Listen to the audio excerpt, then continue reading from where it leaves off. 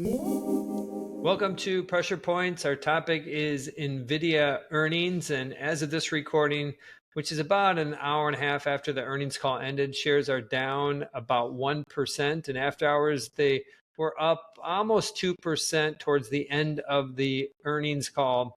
And overall, I'm surprised that the stock's not down a little bit more. And overall, my enthusiasm about what this company can do over the next 2, 3, 4 years is higher. And so I'll jump into the pressure point, which was what was going to be their commentary about how long Blackwell is sold out. And as a recap going into the quarter, they had said last quarter that they were a few quarters, several quarters to be exact, several quarters that Blackwell was sold out for calendar 25. And so my eyes were looking for any sort of updates on that commentary in the CFO letter, which comes out when they print the numbers. And we didn't see any reference to that. And surprisingly, on the call, there were no analysts that asked that question. But I still think it is the most important question. And the reason is that if you own Nvidia, you don't own it for the April quarter, really own it for 2025. You own it because you have a belief that 2026, calendar 26, is going to grow faster than the street, which is at 23%.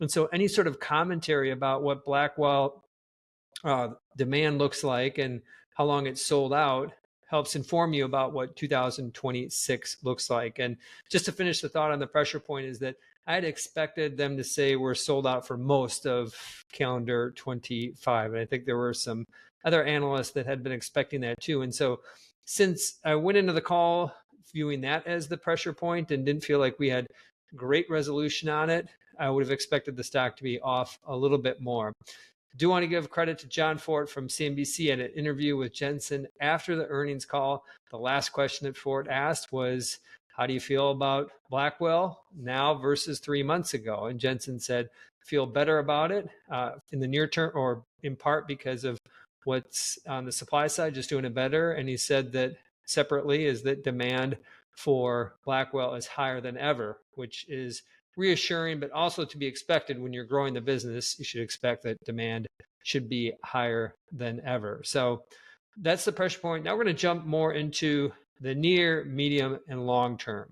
And the near term, just kind of recapping the quarter and the guidance, it was great, but it wasn't extraordinary. And I think that this company has trained investors to think in the category of extraordinary. When I think about extraordinary, I think about the guidance for the April quarter.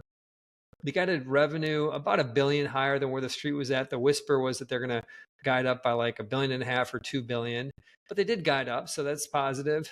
And gross margins were expected to be 72%. They guided to 71% for the April quarter, and I think that was a little bit of a stinger as they talked just about some of the complexities around still ramping Blackwell. And Blackwell, as you ramp it, you typically have lower margins, but they followed up that commentary about some of the pressure in margins and reassured investors that late in calendar 25 that they would see a ramp back up in margins to kind of the mid 70%.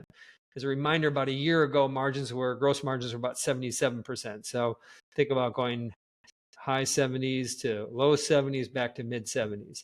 As long as it improves, I think that would be a positive development. One more on the near term related to the margins is that ramp in the back half. The last question on the earnings call was, what happens if tariffs play out in a different way than you expect? How does that impact your expectations for margin improvement? And their response was that it's a dynamic environment, and essentially we don't know, which says that their guidance doesn't factor in more headwinds related to tariffs. And the stock at that point was up almost 2% and then quickly went to being flat in after hours. And so you can see some of the anxiety that investors have just around how does this margin back half ramp play out and how do tariffs ultimately impact that. So that's the near term. Overall, it was great, but not extraordinary. The midterm, touched on it with that pressure point, is we didn't have a ton of visibility beyond what they had talked about this ramp, but there wasn't just a ton of visibility. We didn't have any commentary around what Blackwell, how long it's sold out. So a little bit in the open in terms of what the midterm, when I think of midterm, I think the next few quarters looks like. The long term, Jensen couldn't be more emphatic that the opportunity is bigger than what investors think.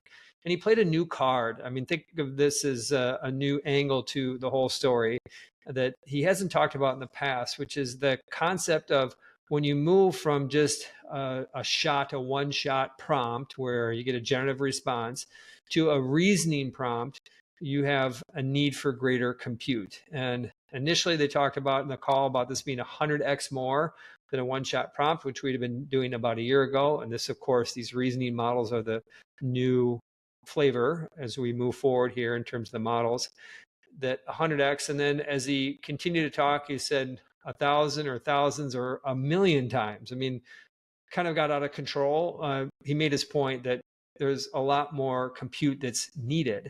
And to that comment about custom silicon that we're hearing some of the hyperscalers wanting to promote and deploy in the next 1, 2, 3 years, he mentioned that the performance for their GPUs versus custom silicon is anywhere between 2 and 8 times better. And so their reality is that still these are the best bang for your buck, these GPUs. My sense is he's probably right. And I think that that plays well for how calendar 26 is going to play out. So the last piece, and just kind of playing in again this long-term last piece around the need for compute and his incredible expectations around that, is that if he's even like fractionally right, that it's a 5x maybe increase in need for compute around reasoning, I think that there's upside to calendar 26 numbers. And so point well made, Jensen. You see a big opportunity for more compute, and Nvidia's in a great spot. And so when I put all this together, I would expect the stock probably fades tomorrow. And I think that it probably starts to regain some momentum as we get into GTC, which is in middle of March, their conference. They're going to talk about Rubin and Blackwell Ultra, kind of these new products. And I think get investors excited that this party is just going to continue, keep coming out with new silicon that's going to continue to power this basically decade transition. And final thought is, as we go into GTC, is I think we still are so early in this, and I continue to believe that the need for compute is necessary to power these reasoning and ultimately other models that go into physical AI and AI related to robotics. And so I leave this as a near-term negative-ish, flat to negative, but long-term company is still in a great position. On behalf of Pressure Points, bye for now.